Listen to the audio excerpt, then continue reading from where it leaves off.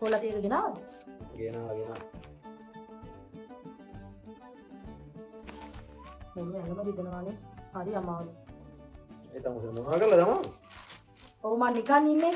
නිකන් හිටියනම් කණ්ඩ හම්බේ. කට වහගන්න. මට රුපියල් 2000ක් දෙන්නකෝ. සීටු සල්ලි දාන්න තියෙනවා. මොන 2000ද ඔයි? ඊයේතර සාක්කුව තිබ්බ 1500ක්. මං නම් ගත්තේ නැහැ. චූටි පුතවත් ගත්තාද දන්නේ නැහැ. ඌට තමයි සල්ලි වල ඔය ගජපැටික් කැටි ගන්න කියලා. කොහොම එක? මේ ඉන්නේ ඔබ බලාගෙන. තමයි සාක්කුවේ සල්ලි ගත්තද?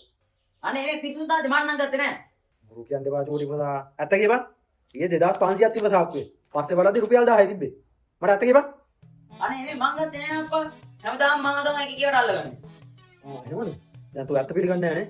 මම කොල්ලක් කරලා ගන්න. මොකද මේ කොල්ලට කෑ ගහන්නේ? ඒ සල්ලි මං ගත්තේ. මොකක්?